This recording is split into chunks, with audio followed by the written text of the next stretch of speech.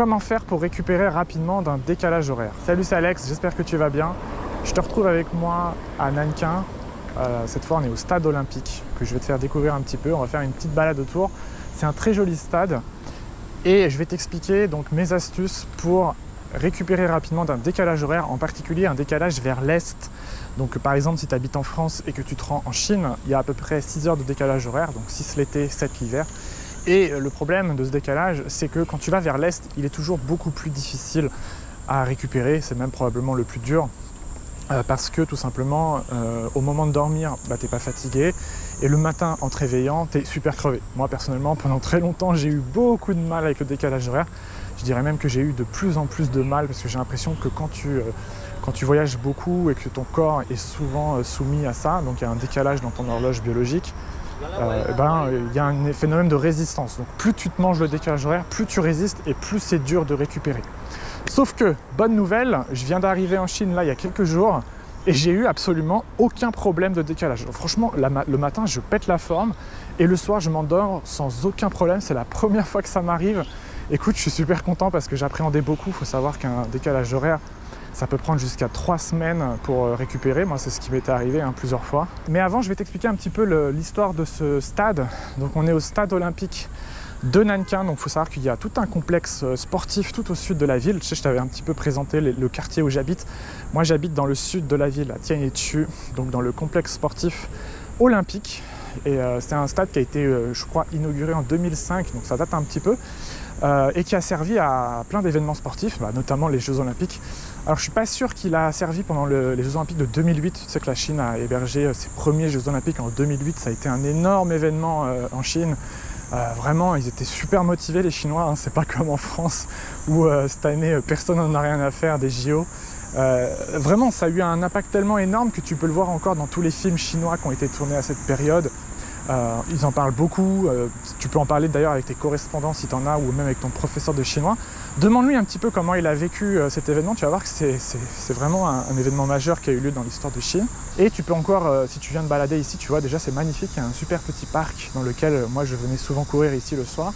Et surtout, il y a plein d'événements ici, notamment le soir, si tu viens à la place où je vais te montrer là. Je vais te montrer l'entrée, tu vas voir c'est magnifique. Donc je vais te donner quelques conseils du plus doux jusqu'au plus hard pour récupérer facilement d'un décalage horaire. Alors le premier, celui que je te conseille de faire en priorité si tu as un peu de temps, c'est de commencer à t'acclimater un peu avant de partir. Donc concrètement, l'idée c'est de réussir chaque jour à te décaler de 30 minutes en arrière, parce que c'est ça la difficulté finalement, parce que quand tu veux te décaler dans l'autre sens, c'est pas compliqué, hein, il suffit de t'endormir plus tard.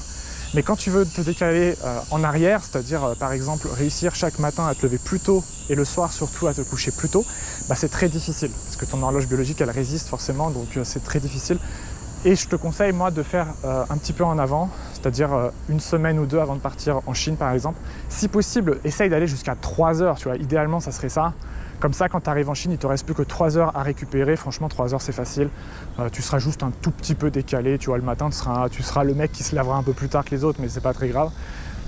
Mais c'est toujours mieux que 6 heures où là, vraiment, c'est toute la matinée où t'es mort. Moi, par exemple, ça m'est arrivé quand je travaillais à Shanghai.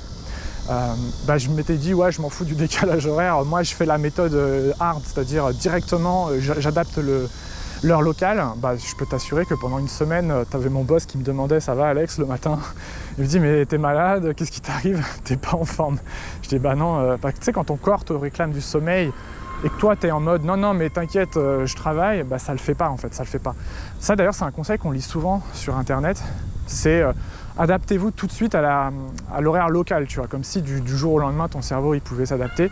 Si tu n'as fait aucune action avant, franchement ça le fait pas du tout, hein. Moi je l'ai déjà essayé, j'ai même pris ce qu'on appelle la mélatonine, ce sort de petit médicament que tu peux acheter en pharmacie, qui est l'hormone du sommeil pour un peu stimuler, provoquer le sommeil. Franchement moi ça a fait tout l'effet inverse, catastrophique.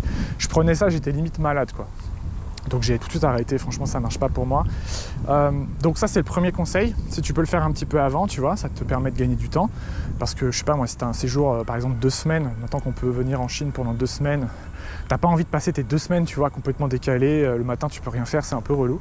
Donc si tu peux gagner comme ça 2-3 heures, n'hésite pas. Et si tu peux pas, il y a une autre méthode, c'est celle que j'ai faite donc là quand je suis arrivé en Chine, c'est de rester éveillé 2 jours de suite. Donc en fait, on va dire 28 heures. Là, moi j'ai fait 30 heures d'affilée je crois. Je me suis levé à 5 heures du mat le matin en France et j'ai dû me coucher, il était 1 heure du mat en Chine le lendemain, tu vois. Donc si tu rajoutes en plus 6 heures, ça fait presque 2 jours complets où j'ai pas dormi. Donc c'est assez difficile à faire, hein, c'est assez hard quoi, c'est vraiment ton corps prend un choc.